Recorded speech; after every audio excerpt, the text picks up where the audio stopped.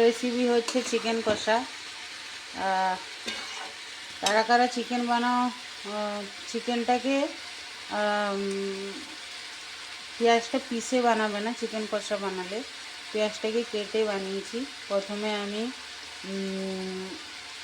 তেল দিয়েছি, তেল গরম হয়ে সর্ষে তেল দিয়েছি, তারপরে আমি দিয়েছি গরম মশলা, আর তারপরে আমি দিয়েছি তেজপাতা, তারপরে পেঁয়াজ জিরি জিরি কেটে দিয়েছি, তারপরে দিয়েছি আদা রসুন, সেগুলো ভাজা ভাজা হয়ে যেতে মশলা, সব গুঁড়ো মশলা, হলুদ, নুন, আর জিরে পাউডার, ধনে পাউডার, কাশ্মীরি মির্চি সব একটা জলে গুলে সেই পেঁয়াজের উপরে ছেড়েছি, দিয়ে মশলাটা অনেক কষিয়েছি।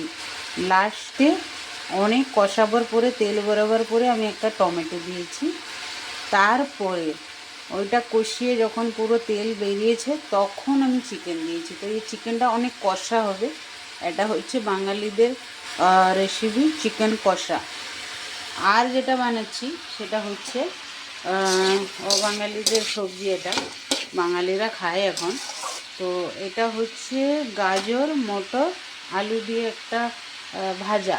এটা জিরে জিরে কাঁচা লঙ্কা, সর্ষের তেল দিয়েছি, জিরে দিয়েছি, কাঁচা লঙ্কা দিয়েছি, তারপরে গাজর মটর ছেড়ে দিয়েছি, হলুদ, নুন, মিষ্টি, আর কিচ্ছু পড়ে না। এটা সিম্পল রেসিপি, তোমরাও ট্রাই করে দেখতে পারো। এটা খুবই ভালো হয়, হেলথের জন্য খুবই ভালো। এই ছিল আজকের রেসিপি।